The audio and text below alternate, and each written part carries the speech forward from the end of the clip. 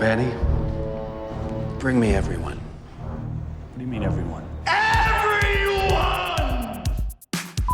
I have come here to chew bubblegum and kick ass. Barry Manilow know that you raid his wardrobe? Let me explain something to you. I am not Mr. Lebowski. You're Mr. Lebowski. I'm the dude. No one is to stone anyone until I blow this whistle. You can't fight in here. This is the war room. Surely you can't be serious. I am serious. And don't call me Shirley.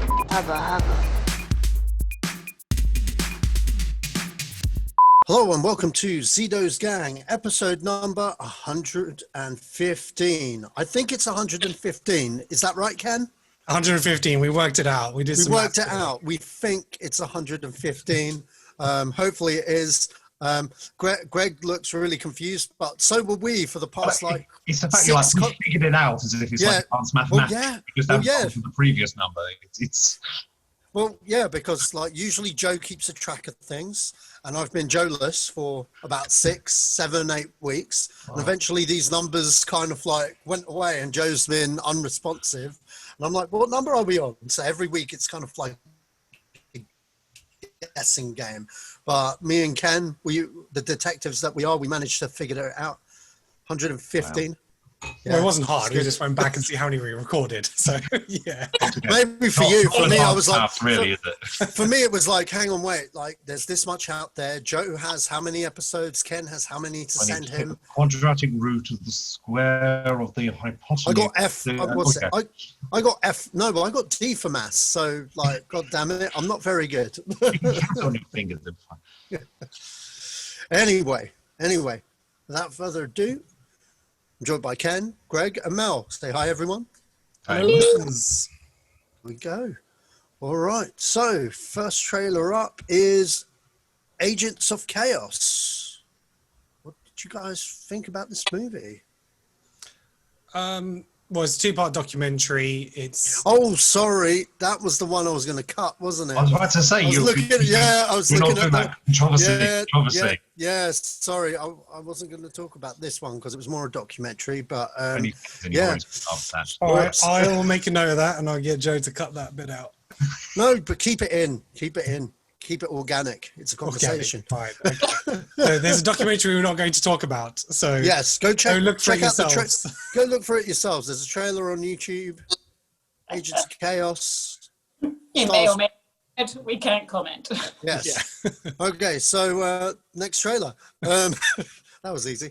Okay, Memories of Murder by the director of Snowpiercer and last year's Parasite. Yeah, it looked really good and not my alley. I love a bit of crime thrillers and film noir kind of action. No, it's an old movie, right? It's from 2003.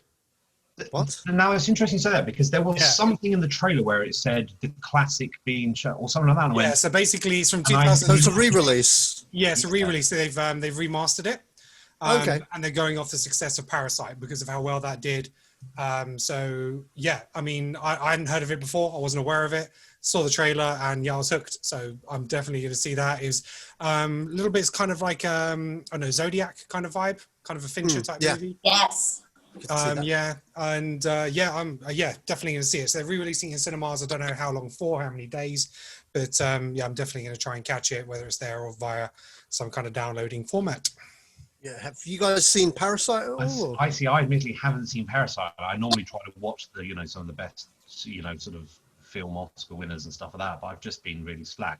And not because I'm one of these, sort of knuckle-dragging imbeciles who refuses to watch something in a foreign language, just because I've been a bit shit and stuff. So I will get around to watching it. But yeah, I mean, it looks good. It looks like an awesome movie, and Parasite obviously should be awesome. But yeah, I mean, I really, what's that? The first film I saw of this guy's was Snowpiercer, the movie, not the series. Although I hear the series is good, but the movie was really fantastic, man.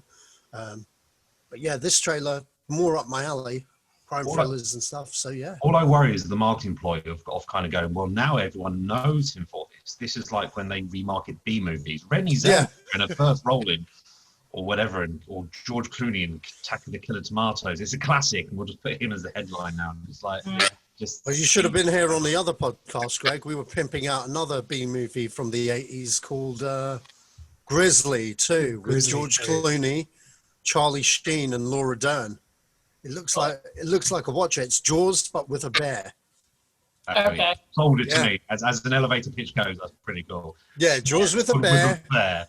Jaws with a bear at a music festival, and this was what's it? I think the movie it never got released for whatever reason, but it stars. Yeah, I think the finance run off with the money or something like that. So it never got released, and now the person, I don't know if it's the director himself or the daughter or somebody like that, they've kind of finished the movie, and now they've obviously rebranded it as like these huge names who are nobodies at the time, probably in the movie for a couple of minutes. They found the old footage of them and tried to give them more of a character presence and screen time. And if you actually go onto the website Grizzly 2, they're showing it as if the movie was made like last week. It's just like George Clooney, it's like Oscar nominated, award-winning director. What annoys me is these are all our amazing things we have in this film. Yeah, website's very, very funny, to be fair. Fair enough. Mel, thoughts on? Have any of you seen the original? Well, have any of you seen this film before? Memoirs. No. No, I've never seen it. No. I'm sad that I think we might get past the thing that Greg is worried about, just because the reason why Boon Joon-ho was not in the stratosphere in general was literally just because it's a foreign language film and people don't take much notice of them. So I'm hoping, and especially by this trailer, it does actually look like it's really good. I love Parasite. I love Snowpiercer. He's really good at doing these very kind of dark, slightly twisted, slightly funny, but really not all at the same time kind of movie. So I think and that is exactly up my street. So I will watch anything that's got his name on at this point. So I'm super excited for it. And it's got one of the same actors from Parasite in it as well. So we know he's good. Mm-hmm. Yeah. He actually does a lot of writing. So he wrote, he did these screen stories. He was a writer on Snowpiercer. He's a writer on Snowpiercer TV series. He wrote Parasite. He wrote this as well. So he does a lot of writing as well as directing. So looking forward to this. Okay, next up we have The Father with Anthony Hopkins and Olivia Colman. There we go. Rufus as Oh my well. What's his face? Mark Gatiss. It's everyone. Oh, Yes. It is Oscar baiting extraordinaire. Yes. I'm gonna put the bet in now that Olivia Colman and Anthony Hopkins are both going to be nominated and possibly already be sort of online to get an Oscar for it. So. Yeah, definitely either as leads or supporting, depending on how much it plays out. Anthony Hopkins, it might be a leading, and then Coleman maybe a supporting. Just depends on how much screen time they get. But it's like you say, it's got like awards season written all over it. Just on the trailer, does look like some powerful performances. I think it's going to tug at the heartstrings. It's going to delve into that sort of like daughter, father relationship. And I think the premise of the story is basically he's sort of like, I don't know if he's going to start taking on dementia, or basically he's going to start losing his capabilities. He's not going to show what is real, what's not. So maybe there might be a little bit of a twist in it somewhere as well. But it's interesting you say that, because that's the one thing that's not very clear from this is it starts off looking very much like a drama. He's clearly got some degenerative disease. He's talking about, she wanted to go to Paris, and she's like, no, I never said that, blah, blah, blah. And then partway through the trailer, suddenly it's like, who are you and what's going on? And it's almost gone into thriller territory. And you go, oh, maybe it's a thriller. And then the next thing you know, it's going back to like her crying and him being upset and dramatic. And it's like, what the hell is it? Is it drama? Is it thriller? Is it dramatic thriller? Is it sort of thrilling drama? What the hell is it? I have no idea. Yeah. So I've been intrigued to see what it is, but the people of the making the trailer have clearly not decided which way they're going yet. So, or don't want to let the cat out of the bag. So yeah, I'd be intrigued to see what it is. But it looks amazing. It's got an amazing cast, so it's going to be worth watching. So. Yeah, for me, it felt a little bit like almost they're using that idea of it could be a thriller from one point of view, or it could just be a drama. Like from the daughter's point of view, it is a bit of a drama. She's kind of watching her father go downhill, and she very much knows what's going on, and she just has to deal with this very stressful situation. But from his point of view, as someone that perhaps has something like dementia, it might feel like he's in some kind of thriller where everyone's trying to trick you, and he doesn't understand really what's going on because he can't remember certain things, or he doesn't recognize certain things, and it feels a bit like that sort of world from his point of view. It would be interesting to see if they do something like that, because I think that would be really cool, but I am just projecting at this point. Yeah, that's a really good idea. I like that. Something they did, the point of view aspect is really interesting because they did that in the TV show The Affair, which I thought was fantastic. And so you see it from his point of view, then you see the same story from her point of view. And yeah, I thought that was really, really fascinating the way it played out. So something similar with this, that'd be really cool. I think point of views are very popular, and I know Sacha's going to agree 100% with this one, but the reason sort of Cobra Kai is sort of #1 on Netflix is it's completely subverting the idea of the original. It's kind of saying, well, what if Jonathan Lawrence wasn't the dick that he's made out to be? And it's really interesting, and they've done it exceedingly well, you know. And so the idea of like, let's subvert what people think, let's look at it from multiple angles and stuff, it seems to be very popular and quite clever, really. So, it's all interesting. Okay, next trailer we got is The Trial of the Chicago 5 by Greg. This is your favorite director, isn't it? Right. It's my favorite writer. He's an excellent director as well, but he's only really directed Molly's Game. I think it's the only one he's actually directed. Which is a really good film. Which is amazing, but he's a writer first and foremost, which is why I was really disappointed by this trailer, because Aaron Sorkin, he's just a cut above everything. I will watch anything he does. I've watched every TV series he does. He's filmed like Social Network, Molly's Game, Moneyball, Fugleman. They're all amazing. Because his dialogue, he doesn't cater for the lowest common denominator. He doesn't write for stupid people as such. I know that's harsh, but there you go. And yet they're speaking, they've got some sort of rhythmic sort of like chanting thing going, and they're speaking in sound bites, and it's like having an Aaron Sorkin written or directed sort of film or show and not highlighting his dialogue is sacrilegious. It's like, I just watched it and went, where's this dialogue from Sorkin? I want to hear it. They've kind of done this rhythmic thing, but everyone who's ever worked with him says that Sorkin's dialogue is already like music and like rhythm. To just have him spouting, some of the characters having a bit of repartee, it would be amazing. But yes, I'm really disappointed that they haven't got his dialogue. It's almost as bad as having, I don't know, a Michael Bay film and only highlighting his dialogue. So it's just that. And the only other bit that really annoys me is Sacha Baron Cohen. I look at him and I just go, very nice. And I just can't take him seriously. I went, no, I'm being unfair. Give him a try. He's probably a good actor and he can probably do this. And then the one bit where they do have a bit of dialogue is on like the stand, and he says something like, you blah, blah, blah, you did this, Mario. And there's a pause, and they went, you're pausing, can you not ask a question? He goes, and I think what he's trying to say is, give me a second, I'm never been on trial for my thoughts before. Mm-hmm. But his American accent is so dodgy, or maybe doing strong Brooklyn or something, but or Chicago, obviously. But he goes, I'm on trial for my farts. I'm like, for your what? So he's talking about his farts on this stand. So I'm saddened at the moment, but I'm sure it'll be amazing since it's Aaron Sorkin, so. There you go. That's my thought as well. Mel? I'm in two minds. I think I'm a little bit like Greg. I want to like this because it's Aaron Sorkin. And it's got, apart from Sacha Baron Cohen, it's got an absolutely stellar cast. But I think the trailer just doesn't really show you that much. It is very kind of soundbitey and everything else like that. I'm hoping there's a trailer that shows you a little bit more. I think the story itself is probably quite interesting. It's got people like Joseph Gordon-Levitt and Mark Rylance and Eddie Redmayne and Frank Langella. I just like, it's got a great cast and a great writer, and I really want it to be good, and it should be.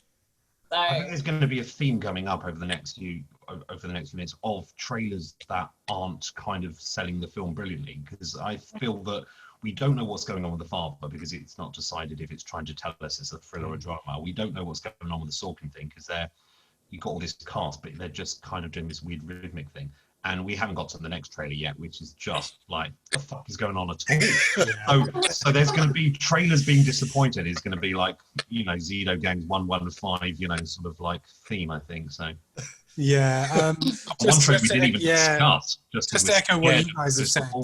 Yeah, just to echo what you guys have said, really.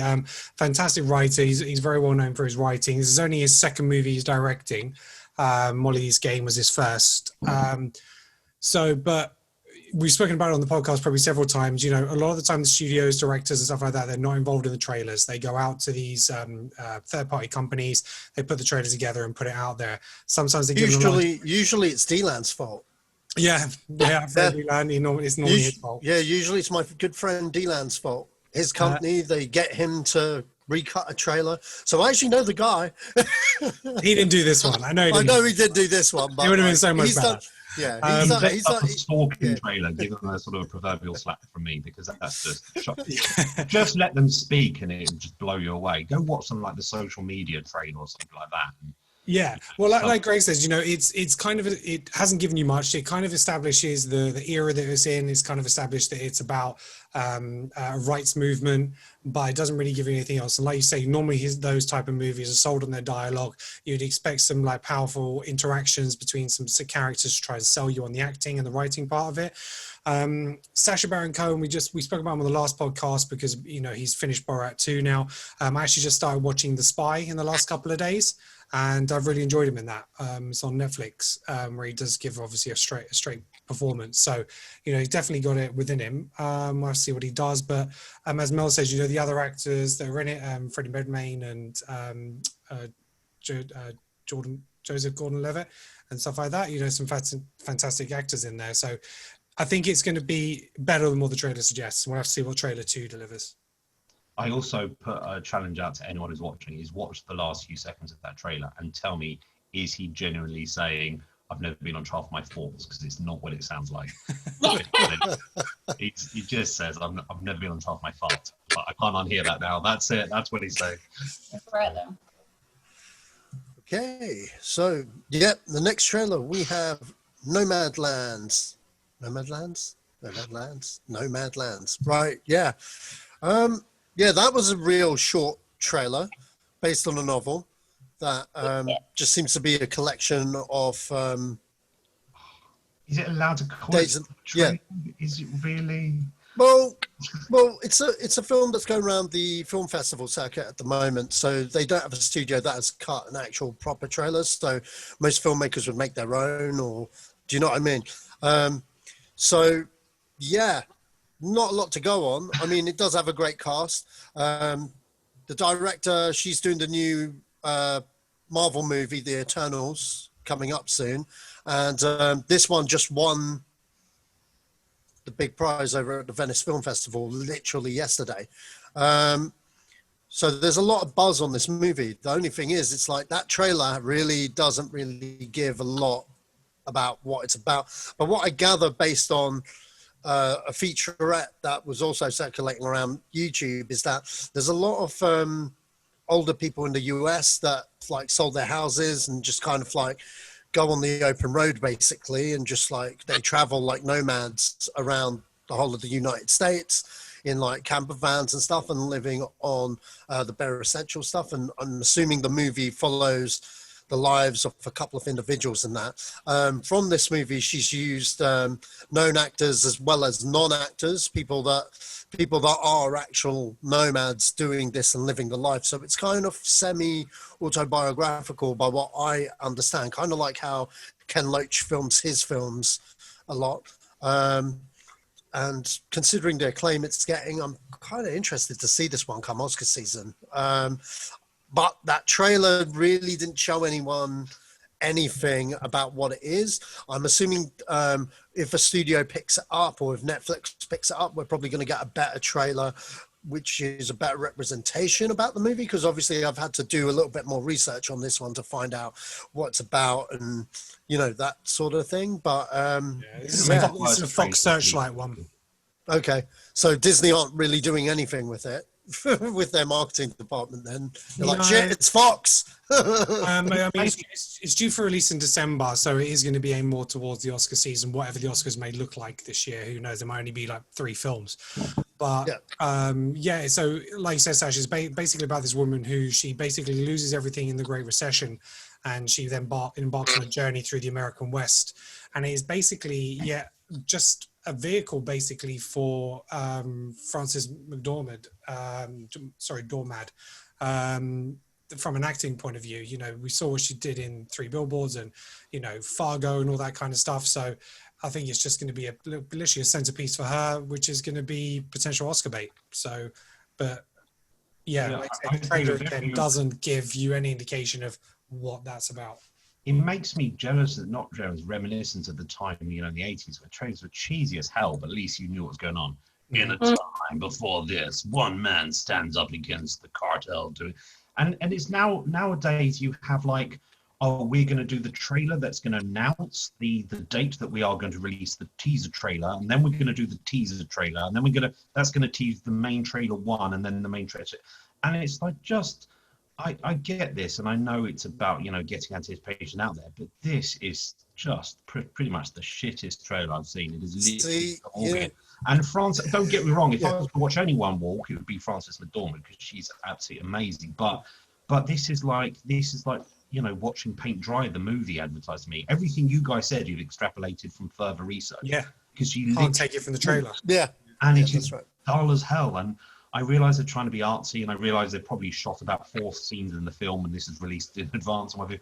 But just, if you've not got anything to show, just don't show it, because I know she's amazing, but just watching her walk through a campsite, it's just like, this looks so dull. Yeah. The thing that bugs me about trailers now is where they do a short scene and then they're like, this is the trailer for the movie, and then they go into the trailer. Yeah. The fact that they're doing that, I absolutely hate it. It drives me nuts. The trailers like, are the trailers. You do a little trailer at the beginning for the rest of the trailer. So stupid. But it's when you have a trailer to announce the date of the teaser trailer. And it's like, I thought the teaser trailer was the announcement of the trailer. Now we've got an announcement of the teaser. It's like, all about the clicks, how many views they can get with it. But the problem is they're setting up these teasers so much earlier that people, you know, they're doing it before the film's even been done. So there's obviously, you expect to see trailers which have got scenes that don't make it into the final cut, but you're talking about trailers where they've only shot a small portion. So there's effects that aren't being done and this and that. And then it's things like Cats, everyone then jumps on it and go, God, this looks awful because this. And they go, oh, well, we hadn't finished the effects. It's like, well, don't release a fucking trailer then. Wait till you release that. You know, if you saw a trailer of like some epic fantasy thing and there's only a guy in a green morph suit running through going, ah! You go, wait a second. It's like, well, this is the thing. You know what? It's funny you should mention all these little trailers to the trailers and all of that stuff. The thing is, we live in the social media kind of era now, and that stuff. I'm going. By the way, before anyone crucifies me, what I'm saying, I'm just quoting what I heard off of a marketing person who I work with, as well as Joe, who also works in that industry and stuff, as of why they make those things. Those things are obviously not aimed at me as a film fan, nor you guys that prefer more the traditional kind of trailer, you know what I mean? But no, the traditional trailers were shit, but they're not shit. Okay, so maybe not you, but they're aimed at the TikTok generation, unfortunately. They're aimed at the casual person that's scrolling through their Twitter feed, their Facebook feed, going through TikTok, and you've got that quick 15-second glimpse going, boom, boom, boom, this. And then they go, oh, that's coming out. Okay, cool. And then they go on to their lives on whatever things on TikTok or Twitter or whatever. I personally, for ages, if you looked at my Facebook pages, I remember when this first became a trend, I was like, what the fuck is this? This is fucking bullshit. And I piped up about it until someone turned around and educated me better and said, this is what it is. I understand you have your opinion, and I'm not saying your opinion's wrong. It's just that it's not aimed at you, mate. And when you look at these kids, they're used to that. Do you know what I mean? They're used to that kind of trailer. And that, unfortunately, is the norm now. And I don't like it because, I personally hate it because for me, going to the movies, I like my trailers, okay? I like watching trailers. I like getting hyped up and excited for a movie that I'm going to see. Like Dune, I can't wait for Dune.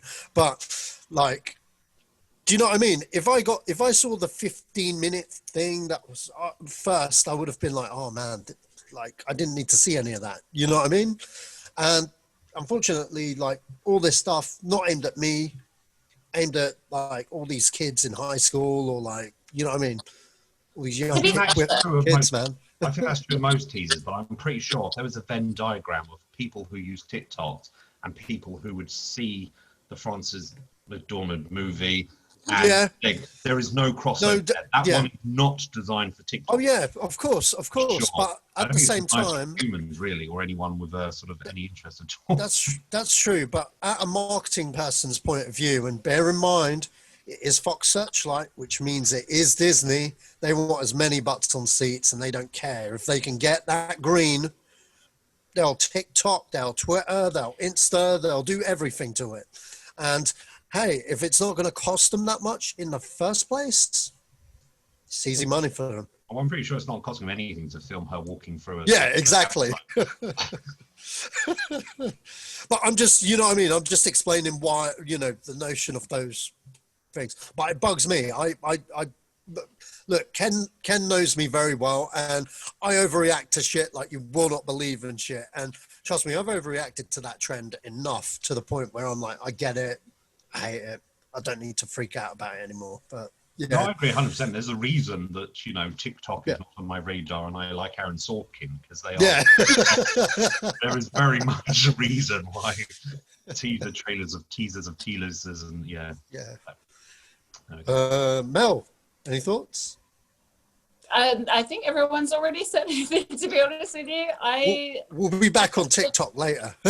Oh God! Don't. I'm bracing myself. Anyway, moving on.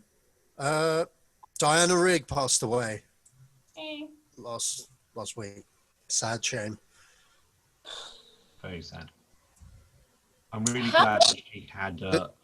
Sorry, go, Mel. Oh no, I was literally just going to ask how old she was. When she was 1938, she was born. So, I mean, not that it matters. She was relatively old. 82 then, wasn't it? Yeah. Me. Yeah, the original Avenger. Yeah, I know, right? It's really funny because whenever you mention the Avengers in this household, my mum doesn't think of the Incredible Hulk and all of those guys first. She thinks of the original Avengers, not the shit Sean Connery movie. As long as you don't remember that one, yeah. You don't talk about that one. Oh, I don't think man. that even Sean Connery, we've just blocked it out. Well, you know what? It was good seeing her like in her later years on Game of Thrones all the time. Yeah, I was going to say that. I'm really glad she had that role. And even though she wasn't on it constantly, my God, especially her last couple of scenes or so forth, she absolutely smashed it and is just legendary. Mm-hmm. Wasn't she the Bond girl that actually married James Bond? Yeah, she was. Yeah. Because she's so cool. She is cool. Seriously cool. All right. Joaquin Phoenix has been rumored to be offered $50 million to come back for 2 more Joker movies. Bear in mind, it's rumored. It hit the internet today. Everything's gone nuts except for the key places, Hollywood Reporter and Variety. In my opinion, until it hits those 2 websites, then it's an actual thing. But literally, as I was doing the show notes today, it came in. I was like, well, I guess we could discuss it. I personally don't think they should do a sequel because that movie's perfect the way it is. I felt Todd Phillips and Joaquin Phoenix created a really great movie within that genre that stand alone and, you know, was really good and didn't really put the superhero genre at its heart and actually made something new and different and did something really grounded with the character. I'd only be on board with the sequel if Todd Phillips was back involved and if it was an evolution of that character, kind of like how Godfather 1 was the Godfather Part 2, I guess, keeping it in that kind of genre. But at the same time, I don't want a sequel. How do you guys feel?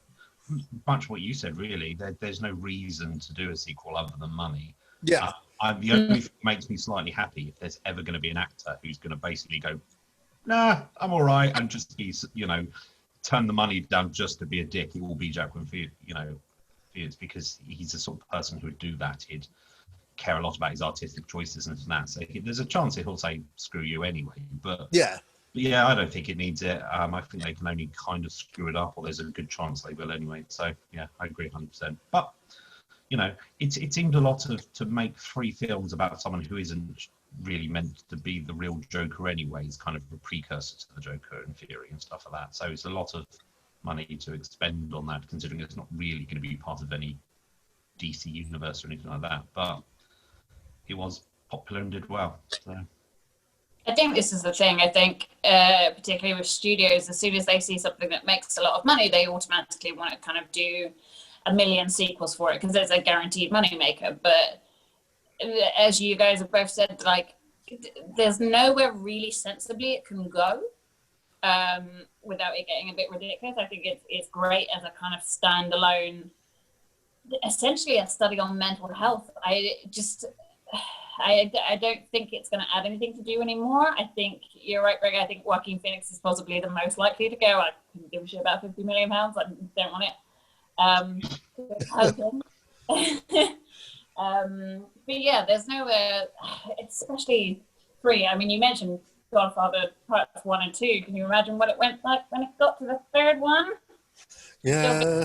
Are we getting a director's cut of that? They're redoing that. No, I'm looking forward to that. Doing it, but unless they can somehow get rid of Sophie Coppola, then it's still slightly shit.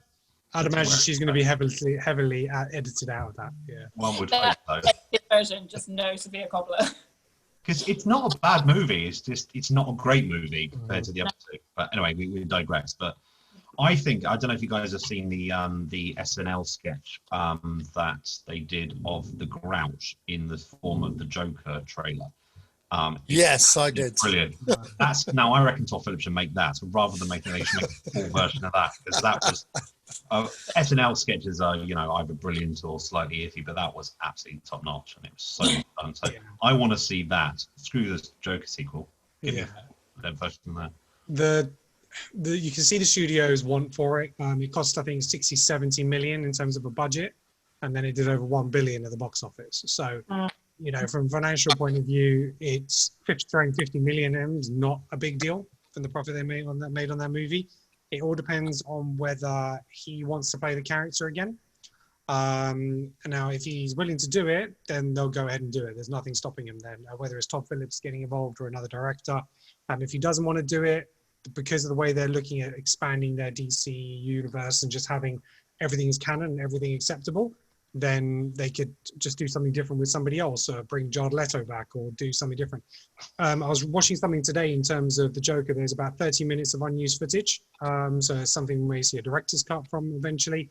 But there were scenes in it where, because they weren't too sure at the time how much they wanted it to be connected, there were scenes in the original script where he had cut his mouth with a razor blade, similar to the Heath Ledger Joker. Now, because originally they were going to have that as potentially the precursor to that universe, or leave it up to interpretation, but then they decided they did want to keep it separate, so they removed that, so it didn't have any doubt of whether it was Heath Ledger's Joker or anything like that. I agree with Mel, like, where do you take the story next? Yes, okay, he's in Arkham Asylum. Does he break out? Does he go on a crime spree? How can you have that without a hero to go up against him? Or would it be criminal versus criminal in terms of trying to become the number 1 in Gotham? But like Mel says, it's very much a film about mental health. And if you just took the Joker character out of that could have just been any other film. It was very well done, but it doesn't necessarily have to be a superhero movie. There was nothing to say it's a superhero movie. There's nothing to say it's a comic book movie. The entire anything except for the character names of Wayne and stuff like that. Take them out of it, and it could just be a standalone movie. But again, 11 Oscar nominations. They'll do everything they can to get a sequel. I'd be very conscious of. You know what? I would rate Joaquin Phoenix to just say fuck the 50 million.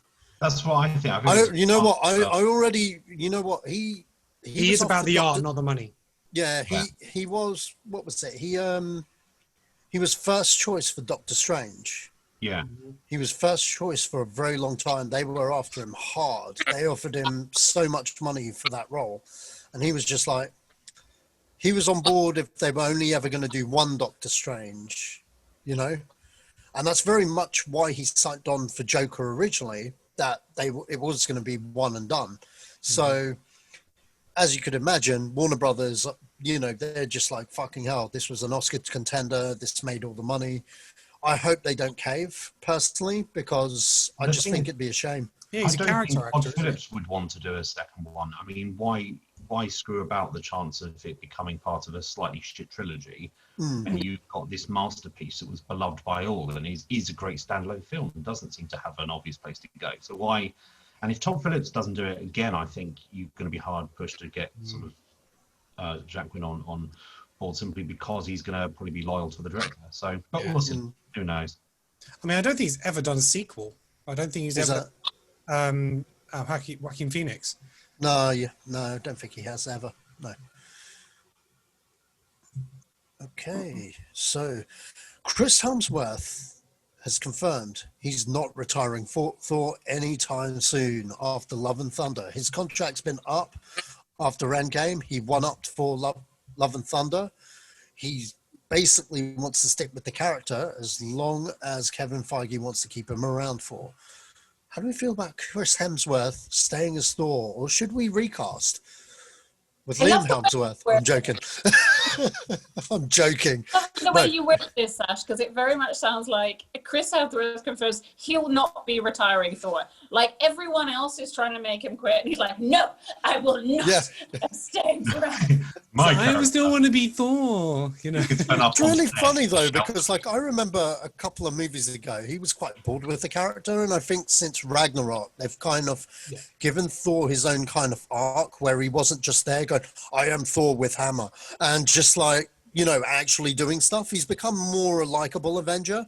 Well, the character really developed. You know, the first was very Shakespearean, and it was as kind of you'd expect it to be. And you know, Bradley did a good job. Second one's not one of the stronger MCU films, and you know, it's still taking itself a bit seriously. And then YT was absolutely amazing. You know, Ragnarok was just turned it around. It was hilarious. It was great fun, and it's only kind of that was the beginning, and it's only really the couple of the last Avengers movies where he's got to be fun and play that fun character. So I can't imagine him, I can't imagine him wanting to. He's only just started getting to really have fun with the role, really. And I can't imagine it's quite as precious as RDJ and stuff like that, in the sense of I want all of this money and blah, blah, blah. So they don't have to, I think if they retire all of the old school at once, and then bearing in mind they've lost, Captain America, they've lost Iron Man and stuff like this. Unfortunately, they're going to have to recast or do something with Black Panther, because of the recent news, which is terrible. So they're losing a lot of, sort of the older characters and what have you. Not that Black Panther's one of the oldest ones, but I think why not keep one or two of them just as a sort of a grounding sort of point and to remind us that it started with this old sort of school guard or such. So. Yeah, and he's not been doing the role as many times as Chris Evans and Robert Downey Jr. They all had their trilogies, plus they had all the Avengers movies. And he wasn't in Civil War and all this kind of stuff. So, he's done his 3 films plus the Avengers movies, and he is, like you say, he's an actor who doesn't necessarily can demand top money. To, in terms of salary, like RDJ managed to get in a position to and stuff like that. And to have that continuation with that character as part of the Avengers, I think is key. He's always going to be someone who keeps himself in shape. So someone like Hugh Jackman, he always had to keep himself in shape to be able to play that role. And he will, because that's very much the kind of person he is in his normal life. Where I think, Chris Evans and RDJ, they had to really put the effort in to get back into some shape for their roles. Yes, ironically, we last saw him as Fat Thor, so he's the one person would keep up the training regime and is currently wearing a fat suit. Yeah, and that's it, exactly. And Thor Ragnarok, a huge percentage of it was ad-libbed, and I think he really enjoyed that. And so, we're going to have Natalie Portman back. She's going to be like Lady Thor. And whether he'll come back at the end of the movie as Thor, or whether we'll have him come back later on, she may end up the movie staying as Thor. So we'll have to wait and see what that does. But then he can come back at maybe the next Avengers movie and come and have a big moment again and come back as Thor. So, but yeah, it makes sense for him to keep it going.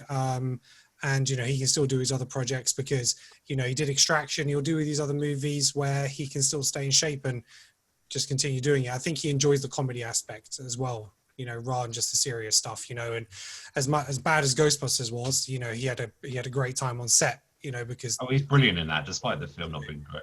He's one of the parts of that film. Yeah. I certainly hope that, as much as I do want him to stick around, because I think he's got mileage left in them, I also equally hope now that Melanie's idea is correct, that they're trying to out him and he's just not giving up gracefully, that he's going to be at the set shouting going, Natalie, you suck! Yeah. You're not doing as good as me. You can't pick up the hammer with your girly hat, or something like that. Anyway, I just imagine him being like really rude and just shouting from the outside. Just proper childish on the sidelines, just not having any of it.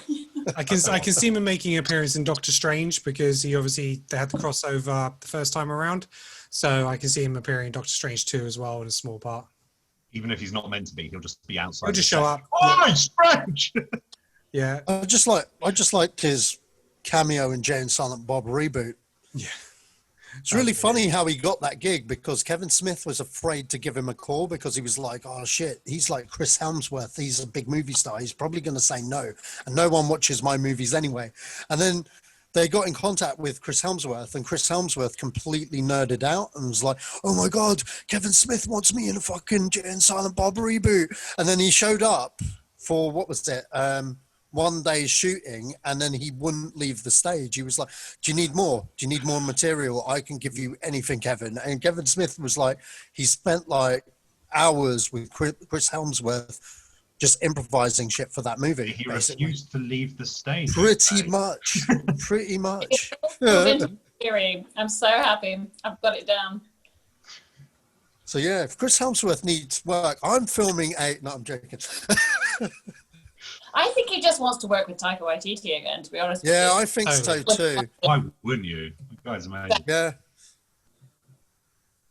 All right. So next up, Deadline are reporting that Lovecraft County's Jonathan Major is to join the Ant-Man cast as the supervillain Kang the Conqueror. How do we feel about Kang the Conqueror being the next big bad in the MCU, as well as Jonathan Majors playing him? I don't know much about the actor, to be honest. I'm not sure I've actually seen him in anything, so I can't comment on that.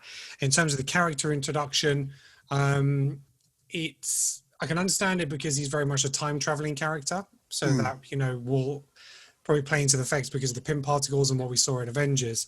But he's definitely much more a Fantastic Four villain. He ties in very much to, I think the actual character might have been a brother of Reed Richards originally, or relation to Reed Richards, and then he believed he was a descendant of Doctor Doom. He did his own costume based on Doctor Doom. And I think the powers and technology he got from Doom as well. So I don't think he's going to be the next big bad. I think he is going to be. He'll probably play a little part, but I think Doom's going to be the overriding big bad for like the next 8-10 years. But I think he's going to feed into the Fantastic Four part of it and the Doom side of it, and kind of lay those foundations. I mean, I don't know. Again, I don't know the actor, but I certainly think if he's not, I agree that he's not going to be the big bad simply because I don't think you'd introduce the big bad in an Ant-Man movie. As much Ant-Man movies are great, they're not standalone. They're just slightly lighter and more fun affair and stuff like that. So I don't think you'd introduce the next big bad in that. And I think Doom would be an obvious choice, but or maybe do something with Galactus and try to get it right this time. But either way, yeah, it's an interesting choice. I don't know the actor really at all, but I know Kang the Conqueror. It's a bit crazy design sometimes, so it depends what they do with it. But yeah. I mean, I've not seen Lovecraft County, but I've definitely seen The Last Man in San Francisco, which was, I think it was up for a BAFTA this year. I saw that just because it was like Oscar season and stuff, and I saw him in The Five Bloods, and he gives a really solid performance and stuff. I'm not familiar with Kang the Conqueror because I never really used to buy Fantastic Four. Or he never show up. That character never showed up in Spider-Man or X-Men, to my knowledge. Maybe he did, but I probably wasn't paying attention. But either way, I'm just excited to see what this actor does because he's quite good, and what they do with this villain for Ant-Man is kind of intriguing. If there is a Fantastic Four link, that'd be even more interesting because you know what? I still want my Fantastic Four announcement. I want it done right because it's been shat on. Like, how many Fantastic Four movies has there been? Too many shit ones, that's for sure. They've all been shit. They've all been shit. And do you know what? You know what I think is the best one out of all the ones that's been released? The one that wasn't released that looks the shittest, the Roger Corman budget. The Corman one, yeah. The Corman one is so shit, it's amazing.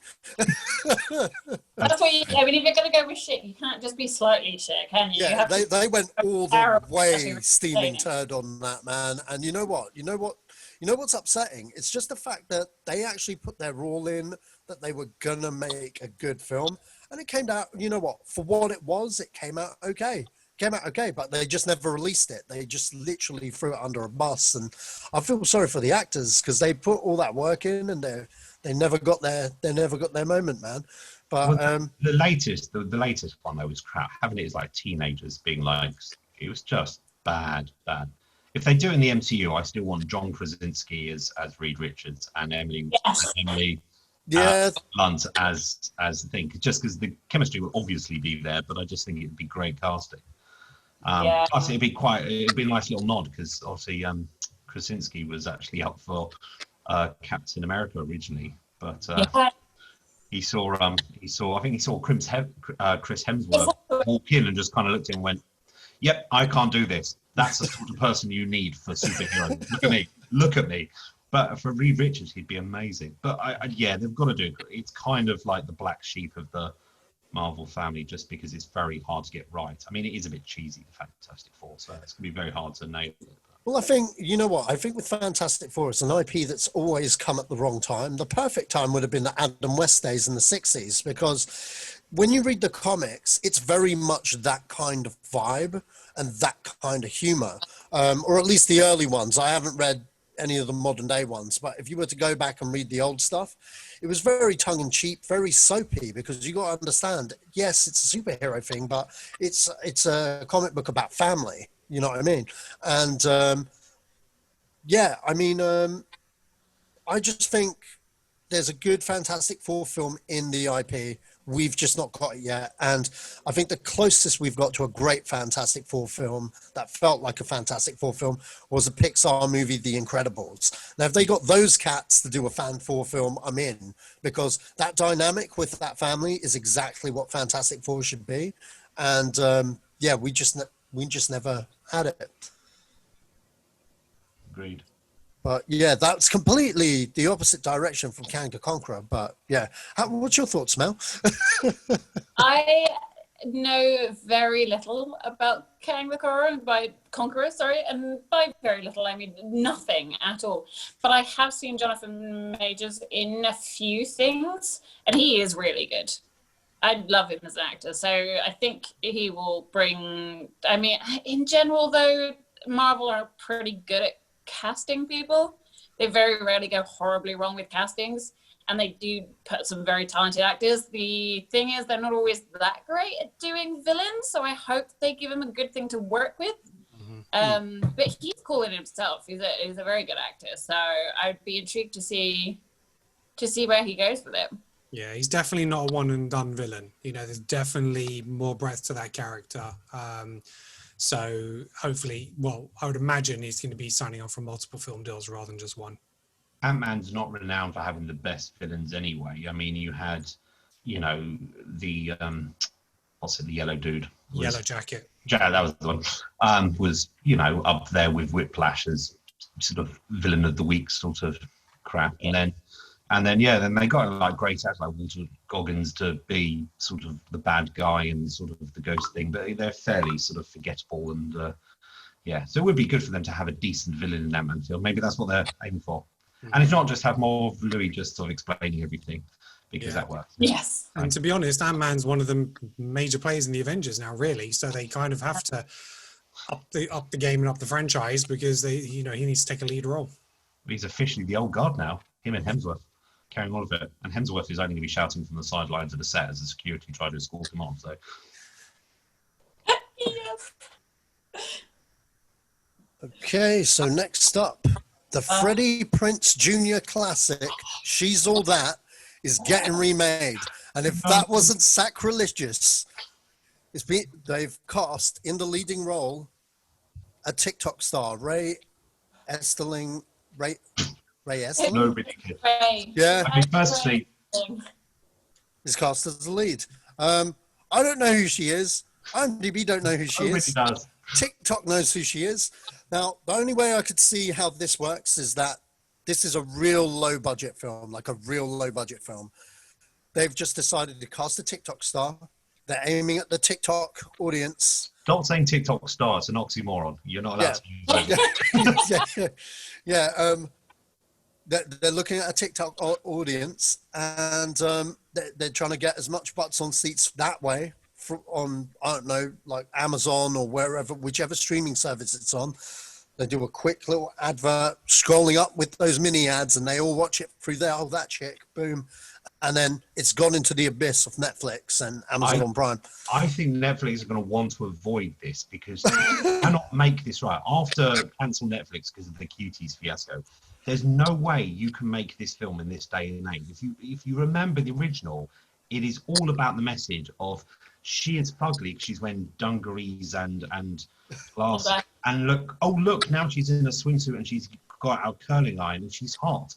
And it is the most superficial film. It is so bad a message for the current thing. And I know political correctness can go too far, but this is worse than Hottie and the Nottie and Shallow Hal for basically saying this is really ugly and this is good. It is terrible. You can't make this film unless they are like completely subvert it and knowingly kind of say this is a terrible standard to have in this and that. But then you're not making She's All That.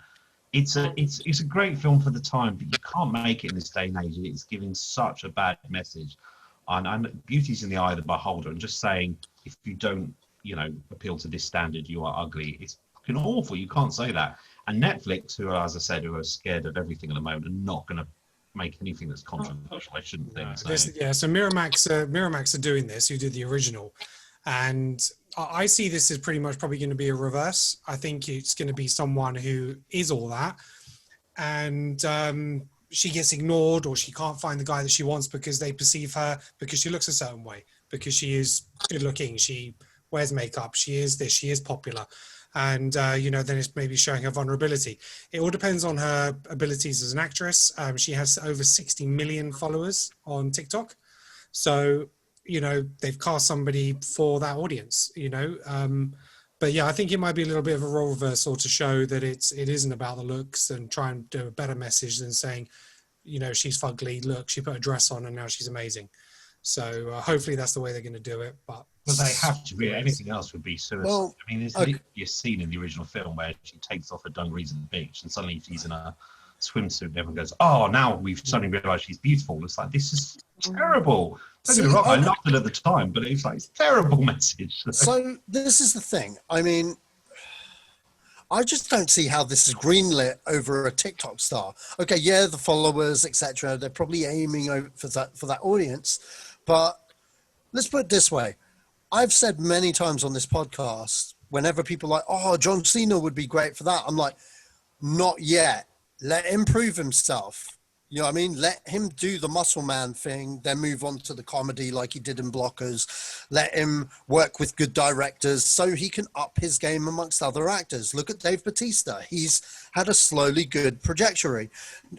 She's not going for an Oscar film. This is She's All That. Yeah, true. But my point where is she going to start below that? Okay, but my point being is she's a lead off a movie that's an IP, and she's not proven in any case or capacity. Paris Hilton got movies based on a performance, but she was never the main head of the poster.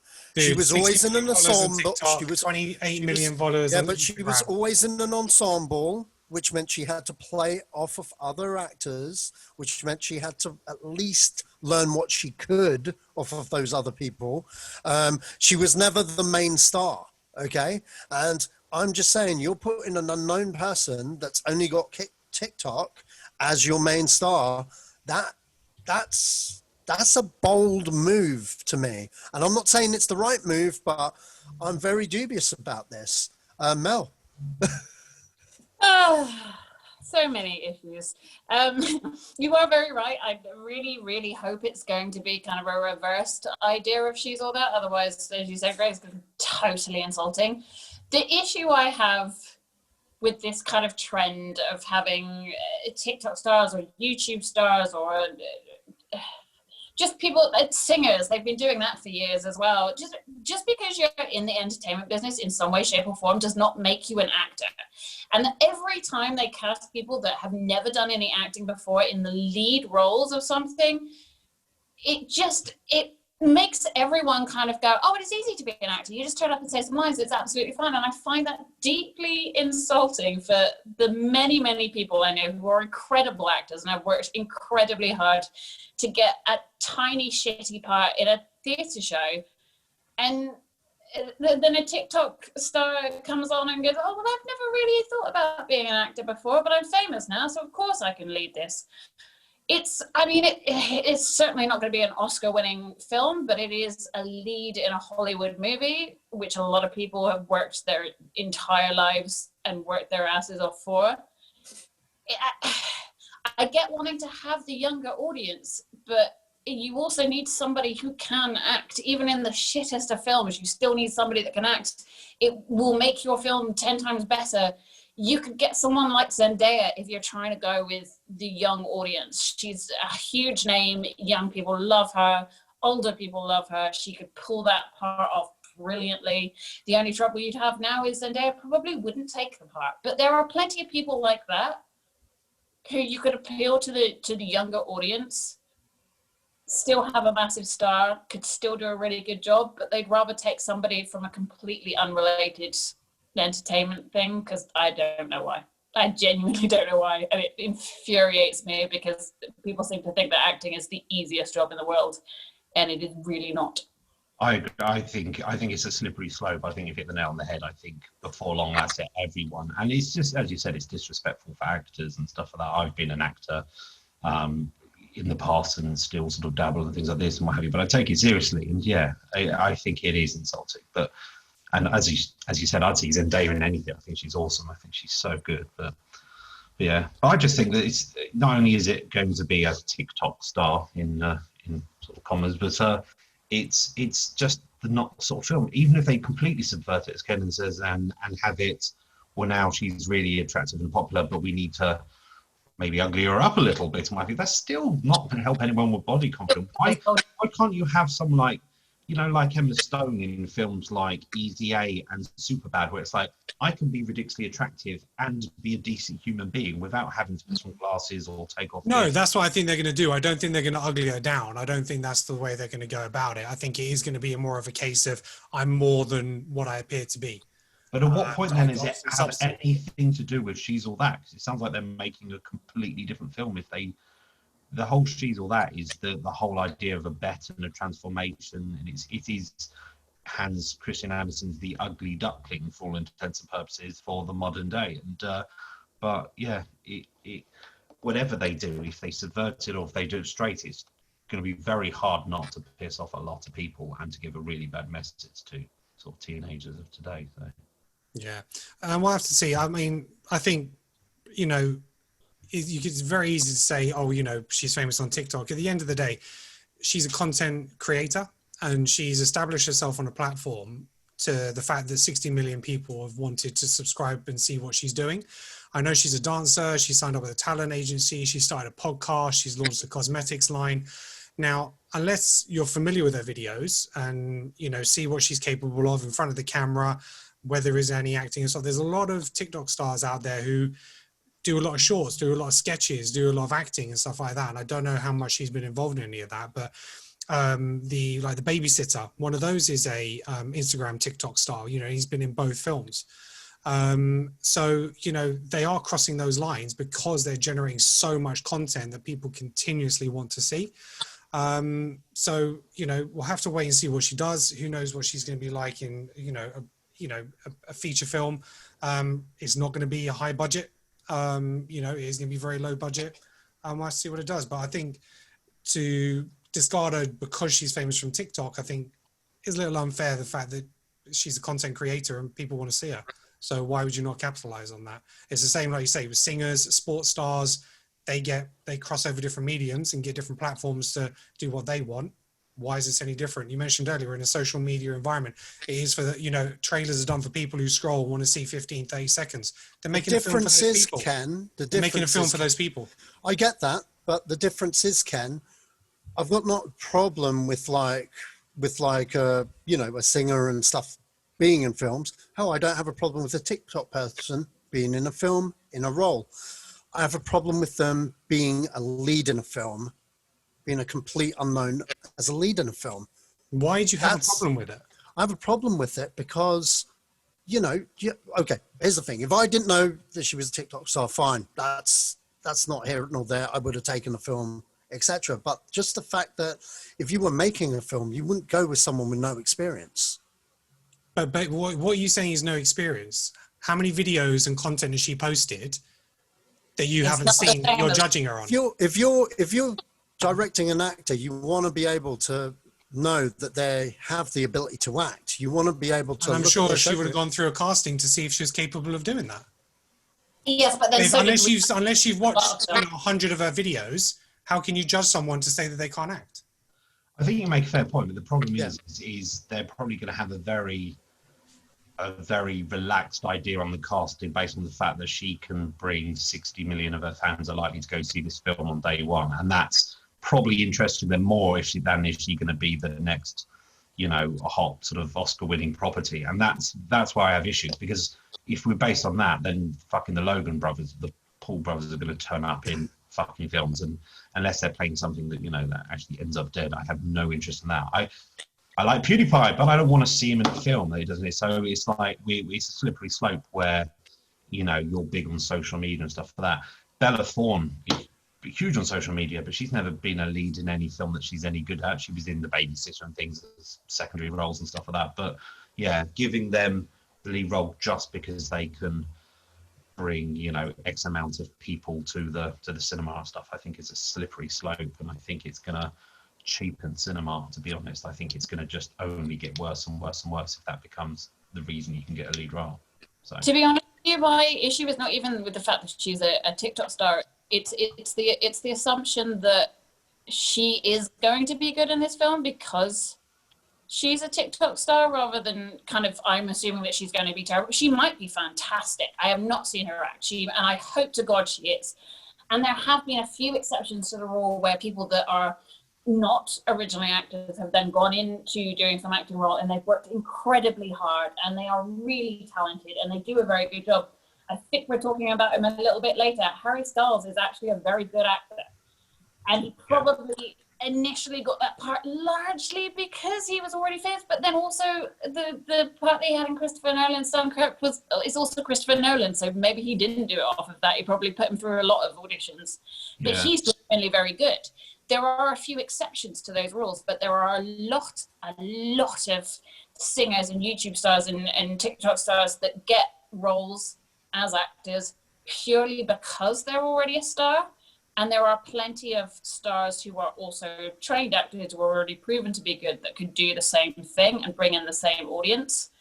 So you've kind of there's got to be two reasons. They've got to be good at acting and have the star power. I get the star power thing. It is a business. They need to make money. But you have to have both reasons. You can't just have people in a film because they make money despite the fact that they have no talent. So, I mean, I really hope that she's good. But there's absolutely no that she is so far. Yeah. So, you know. Yeah, and back to Ken's point earlier, I mean, like, you know, I'm pretty sure there was an audition process. Maybe she did give the best audition.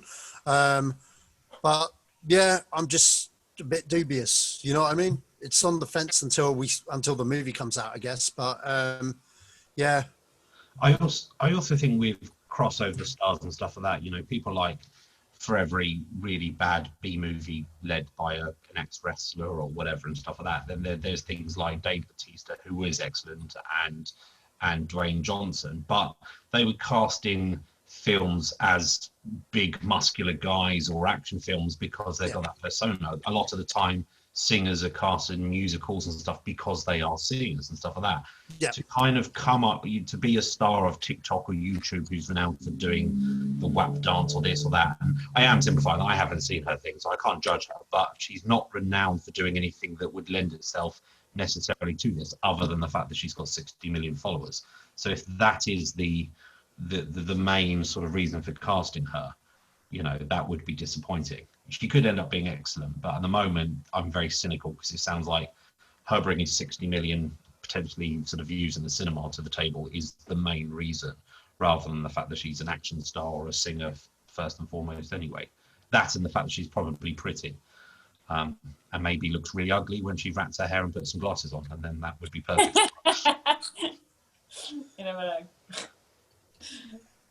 Hey, Conjuring scribes Chad and Garrett Hayes are interested in doing a prequel to The Omen. They're already signed to The Omen prequel when it was over at Fox, and director Antonio Campos was attached way back in 2016. The project has kind of not gone anywhere since the Disney acquisition, and is currently in limbo. But both writers feel that it still stands a strong chance in getting made. Antonio Campos is still on board to direct, but no sudden movements have been made by Disney on doing it. Do we need a Omen prequel? What are your thoughts, guys? I mean, should this just be left? The Omen's about the birth of the Antichrist. You've got Damien on Earth and what have you.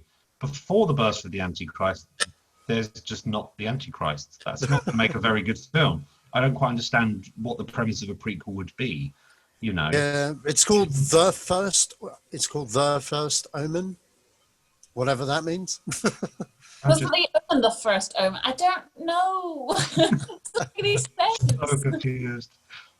I mean, the people who do The Conjuring are very good for churning out spin-offs and prequels and this and that. They're very good at making these things, and they're popular amongst horror movie fans, you know, but I just don't actually understand what this would be. There are some things that lend themselves to prequels, and it's like, you know, unless you're talking about him as a younger child, like an evil baby, or before this happens, or leading some shit that leads up to the pregnancy, so it's going to be more like the first part of Good Omens, you know, but I don't quite understand what the idea of a prequel is.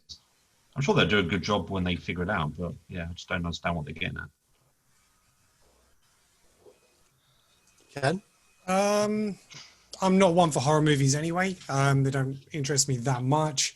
I know that the original Omen film was plagued with problems in terms of development. They thought the movie was cursed. So many people in and around the production died. They were on planes, then got off planes, that ended up crashing, and all sorts of stuff. If you actually dig into it, it was really, really crazy. But yeah, I mean, it's a very old story, I guess. It can be told in, you know, many different ways. I don't know necessarily why it has to be a prequel. Didn't they do a reboot like a few years back? Yeah, they did. Yeah, they did a remake. Yeah, slightly more modern times, which. Yeah, like I think I saw it and I thought it was 2006. okay, but I think it was fairly accurate to the original one, to the point where it's like, well, it's fairly shot for shot, to the point where it's like, why did they do it? Yeah, well, yeah. So because they did the Omen, Omen 2, Omen 3, then they rebooted it as the Omen. So is this going to be a prequel to the 2006 one? I'm guessing so. But yeah, that had Julia Stiles in it and Liv Schreiber and stuff like that. Yeah, I'm not fussed about it. You know, kids are just popping up in creepy movies all over the place at the moment. So yeah, kids are creepy. Kids are creepy. Yeah. At least we all agree on that. We can take that away from this. Kids are. Okay, so Harry Styles replaces Shia LaBeouf in Olivia Wilde's Darling. LaBeouf drops out due to scheduling conflicts. The movie stars Chris Pine, Olivia Wilde, and Dakota Johnson. And the full title is called Don't Worry, Darling. It's been described as a psychological thriller centering on an unhappy housewife in the 1950s. Sounds like the Marvelous Mrs. Maisel, the thriller version. It does. I like it. I'd watch that. I'd probably give that a go.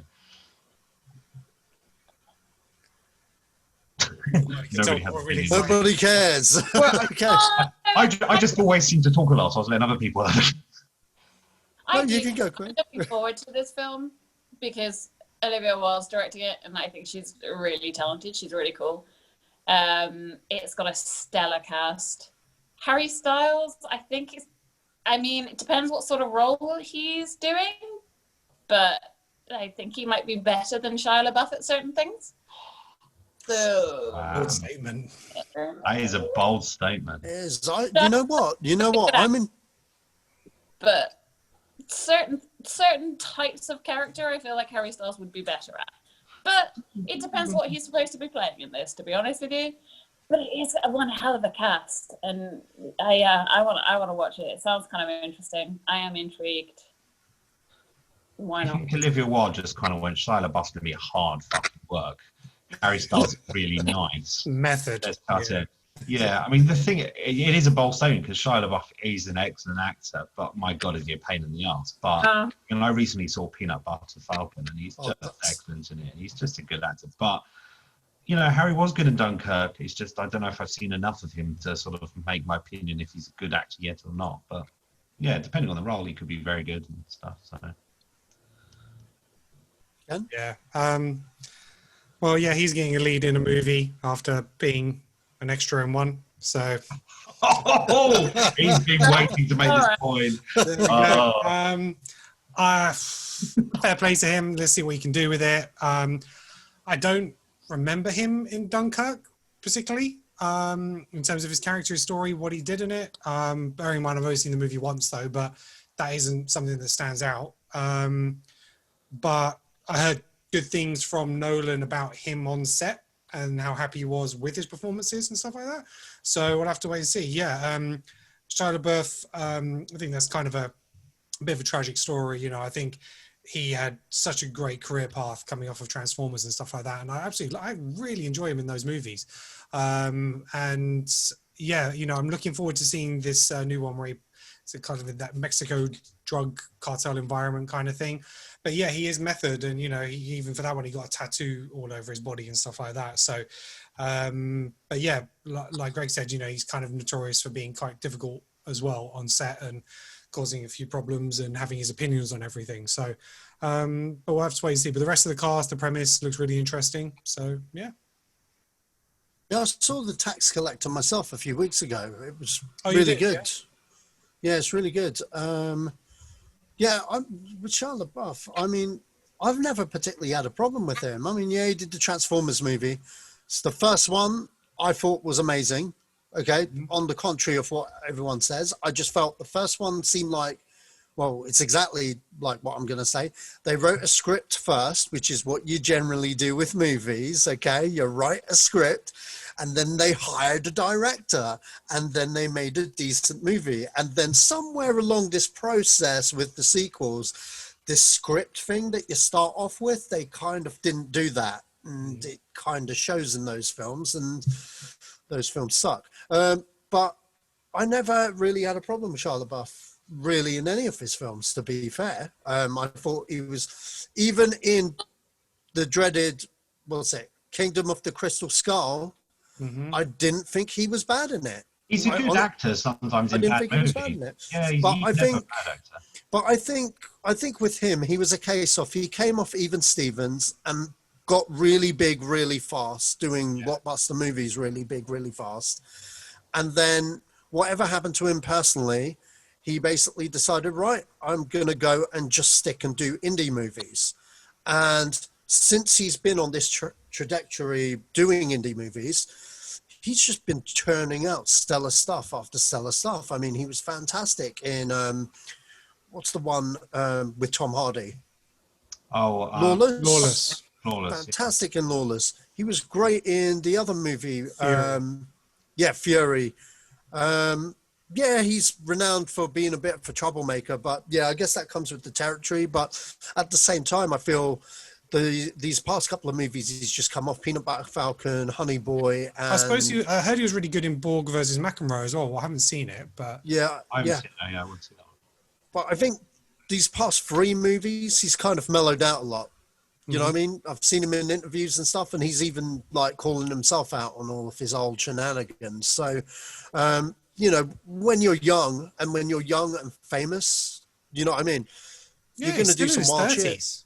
Yeah, but still, in your 20s, you're going to do some wild shit. Yeah, no, exactly. That's what I'm saying. He's still got loads of time on his hand, you know. Yes. Calm down. You know, he, like you say, he went through a bit of a crazy period and, you know, huge amount of fame very, very quickly.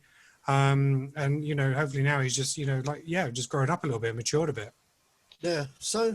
I think if Harry Styles was replacing a role that had already been played by Shia LaBeouf, then that's a really hard proposition for Harry to step into, because we all agree that he is a good actor. But as no one outside of movie buffs and the people listening to the podcast and a few other people are really going to know that he was originally going to be doing that, then I'm sure Harry will carry his own. And if he is bad and is crap, then I'll be the first person to say, yeah, you should have stuck to being a singer and stuff like this. But yeah, apparently he's only not doing it, Shia LaBeouf, because of scheduling conflicts. So yeah, that's what they've announced. So it's not like they were unhappy with him or there was any problems or anything like that. So it's an opportunity for Harry Styles, you know, which may not have been there, you know. No, essentially, Buff has dropped out because of scheduling conflicts, and then they said that Harry Styles was hired after impressing both director Olivia Wilde and star Florence Pugh. So he's obviously gone in and auditioned a lot for them as well and impressed Florence Pugh,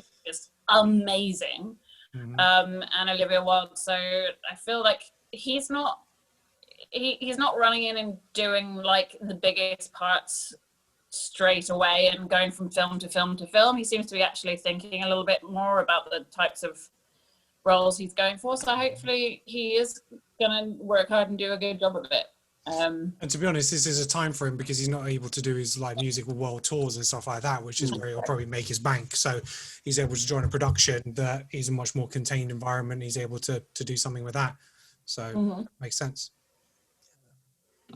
Okay, last topic of the day. A DC fandom over the weekend, the directors and producers of the Flash movie officially announced that the movie version of the Flash is officially soft rebooting the DCU, like what J.J. Abrams did for Star Trek, confirming all the rumors that have been circulating over the past 2 years, even on our very own podcasts.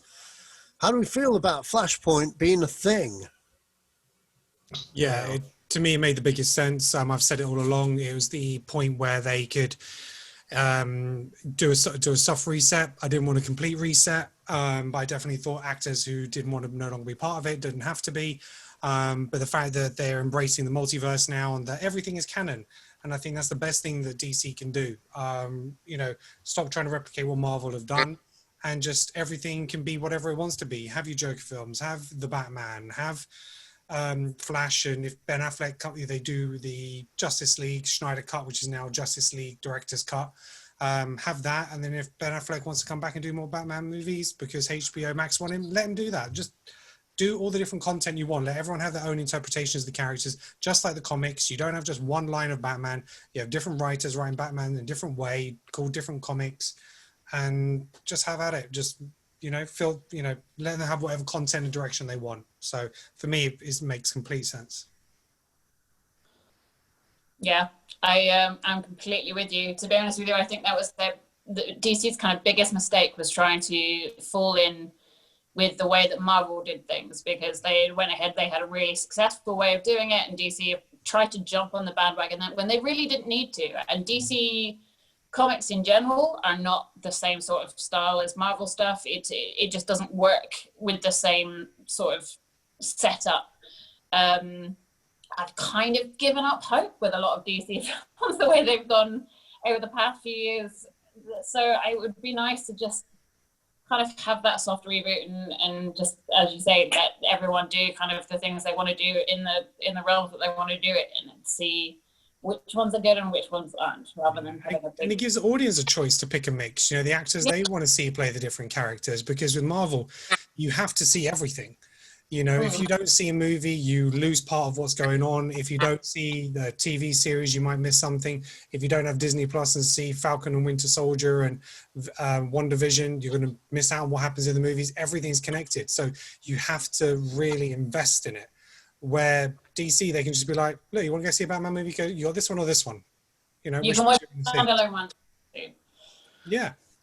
I agree 100% with you guys. I mean, I'm a huge MCU fan, and I've always been a Marvel over a DC person, with the exception of Batman, who I think is just awesome. So my issue is yeah, everyone's been trying to emulate the MCU, and you know, be it Star Wars trying to have this coherent thing and just falling apart, or the DC trying to have a coherent thing and falling apart, because at the end of the day, they don't have the Kevin Feige at the top, who's the mastermind with the next 50 films kind of all figured out, or the next 20 films, and the plot threads that need to be weaved throughout, and it shows. And yeah, I think it's good to abandon that model because it's not working for them. And how are you going to make, you know, something as dark and gritty as the Batman, which looks like it's, you know, like the new things look like they've got the right tone. It looks like it's going to be darker even than the Nolan ones, which is going to work well for it. And then trying to have that alongside the Suicide Squad or whatever, or something, or Flash, which is a bit camp. However you do it is always going to be a little bit sort of like colourful and camp. And so, yeah, just mix the tone up. And it's clearly worked because the Joker was a masterpiece, you know, as much as Suicide Squad wasn't really. So yeah. They sound like they're going down a better sort of thing. Until Kenan mentioned it earlier in the thing, I didn't realise that they've just decided everything's canon now and just everyone have a free fall. But I think it might work. You know, trying to be organised isn't working, so let's go with disorganised chaos and hope that some of them stick. So yeah, well, because Ezra Miller already appeared in the Flash Arrowverse. So when they did their Crisis on Infinite Earths, he did a cameo in that. And so they've said, you know, everything can be whatever it wants to be now. So I'd imagine there's probably going to be a part of Ezra Miller, you know, probably running through the Speed Force, and you'll probably see maybe even clips of different. You might even see, you know, a Reeves Superman in the background kind of thing. You know, just you can just say, yeah, everything exists. You know, so it can all play into it because we know Keaton's going to be in it. We know Affleck's going to be in it. So you've already got your two different Batman then. So does this mean we might see a clip of sort of Ezra Miller sort of Flash running along and then like punching a female fan, knocking her over, and then I don't know if they're going to be using Ezra Miller anytime soon after he started decking fans in real life. He's part of the new cancel culture, to be honest. I don't think he's a sort of favourite of anyone right now. So.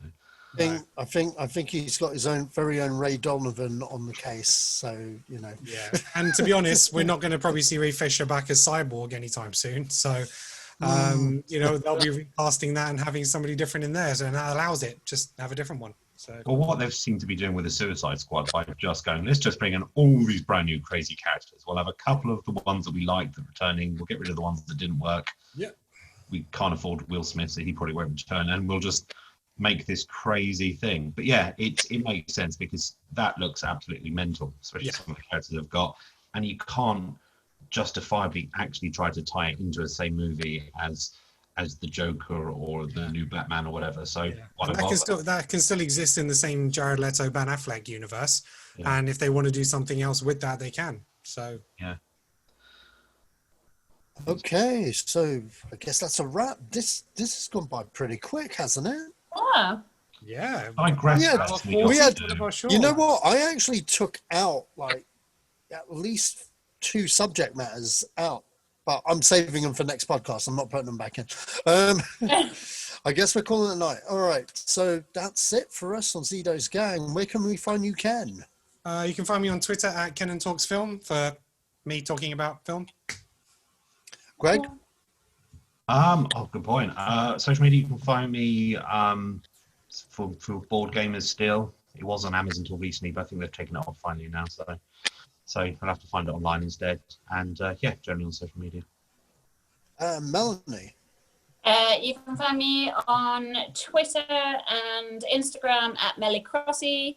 Facebook, I think, is just Melanie Crossey. And I'm also got a website now that I finally built properly. It's melaniecrossey.com. Pimp that website, Mel. Pimp it. Pimp it out. I mean, you can spell my name. Literally, I had an old website and it's awful and terrible, and I've had to redo a whole new one. So go to melaniecrossey.com, not .co.uk, and help me out with some views, and then I'll be at the top of web searches. I'll be very happy. Cool. And we're Zedos Gang, and we're out. Go on, do it. Come on. I am the man that killed Jamie Lannister.